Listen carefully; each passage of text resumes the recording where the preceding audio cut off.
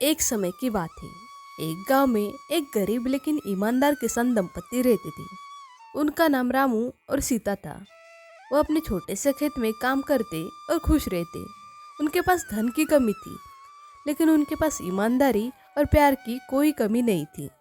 वे हमेशा अपने खेतों में मेहनत करते और अपने फसलों की अच्छी देखभाल करते थे। वहीं उनके बड़े भाई और उनकी पत्नी भी उसी गांव में रहते थे। उनका नाम गोपाल और गीता था। गोपाल और गीता भी किसान थे, लेकिन वे लालची और स्वार्थी थे। वे हमेशा अपने छोटे भाई और उनकी पत्नी की सादगी और खुशी को देखकर जलते थे। एक दिन एक बात करने वाला जादुई कौवा उनके खेत में आया। उसने देखा रामू और सीता कितने खुश और संतुष्ट है, जबकि गोपाल और गीता हमेशा असंतुष्ट और चिड़चिड़े रहते हैं। उसने सोचा कि वह इस समस्या का समाधान करेगा। जादुई कौवे ने सोचा कि वह गोपाल और गीता को उनके लालची स्वभाव की सजा देगा। उसने एक दिन गोपाल और गीता के पास जाकर कहा, मैंने सुना है तुम्हारे पास बहुत सारी धन संपत्ति है, लेकिन तुम अभी भी खुश नहीं हो।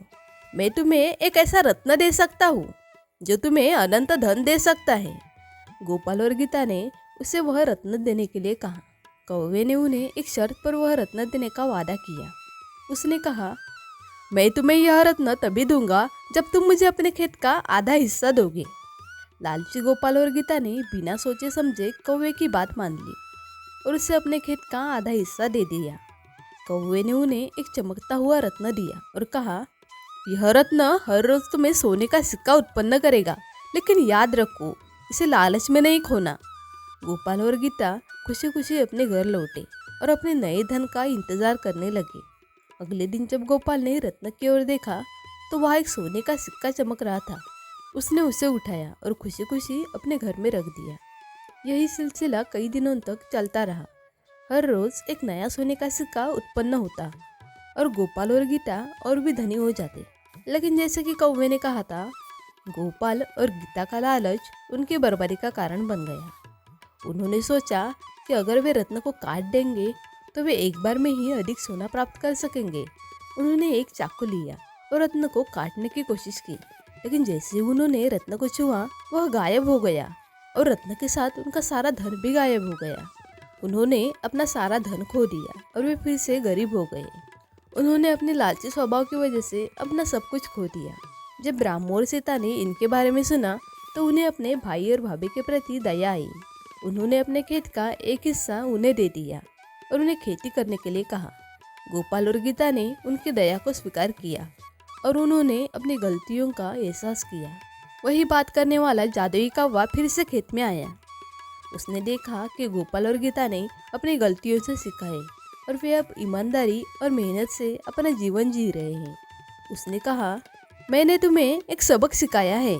लालच बुरी बला है। ईमानदारी और मेहनत से ही सच्ची खुशी मिलती है। गोपाल और गीता ने कौवे की बात समझ ली और वे अपने जीवन में ईमानदारी और मेहनत करने लगे। उन्होंने अपने लालची स्वभाव को छोड़ दिया और वे खुश और संतुष्ट जीवन जीने लगे।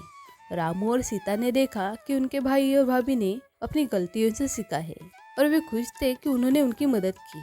वे सब एक साथ खेती करने लगे और उनका खेत फिर से हरा भरा हो गया। वही बात करने वाला जादुई कौवा फिर से खेत में आया। बात करने वाले जादुई कौवे ने देखा कि उसकी योजना सफल हुई थी। उसने गोपाल और गीता को एक महत्वपूर्ण सबक सिखाया था और वे अब खुश और संतुष्ट थे। वह उन्हें देखकर खुश हुआ और उड़ गया, जानता हुआ कि उसने अपना काम सही तरीके से किया था। और इस तरह गांव में सब खुशी और शांतिपूर्वक जीवन जीने लगे। उन्होंने सबने यह समझा कि लालच बुरी बला है और ईमानदारी और मेहनत से ही सच्ची खुशी मिलती है। दोस्तों, ऐसी ही और कहानियाँ सुनने के लिए हमारे चैनल को सब्सक्राइब कीजिए और बेल आइकॉन प्रेस कीजिए। मिलते हैं आपसे अगली कहानी में। तब तक के लिए बाय।